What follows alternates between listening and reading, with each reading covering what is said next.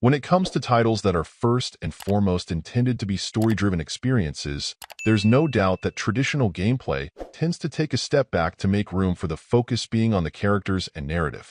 That's absolutely the case with Open Roads, which mostly concerns a mother and daughter who end up uncovering a secret about their grandmother who has passed away and decide to go on a road trip to find out more.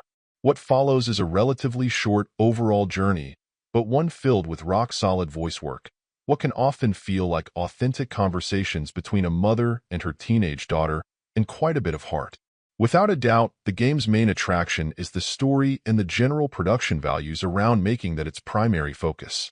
Featuring the vocal work of Caitlin Dever and Carrie Russell, it feels like no expense was spared to ensure the two main characters, Tess and Opal, would be able to effectively drive the experience.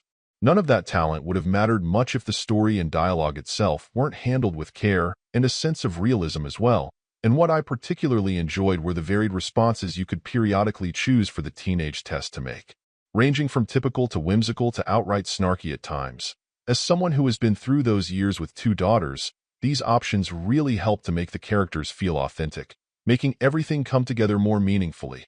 Unfortunately, where this journey tended to suffer the most was where the general gameplay itself was concerned. Working mostly as a walking simulator, it suffers a bit from traditional issues with that approach to play.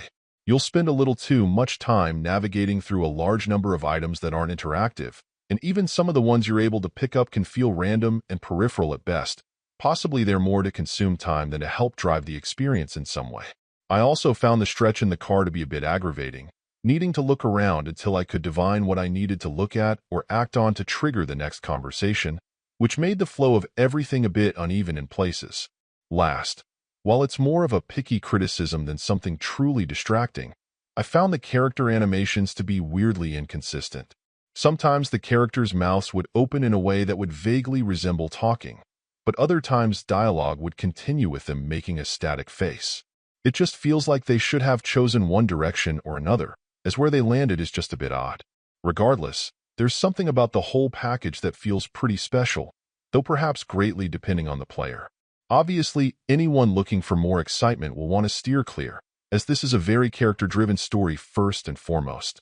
I would also imagine that age and having kids, or not, could also drastically affect how much any given player could get out of it.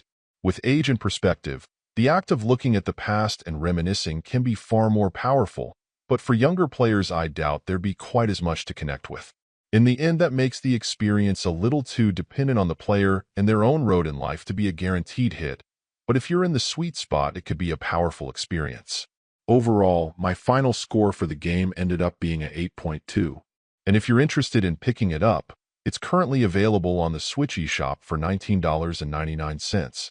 Thank you for taking the time to listen to this review, and if you'd like more information or ideas of indie games worth checking out on Switch, be sure to click on the link provided in the description.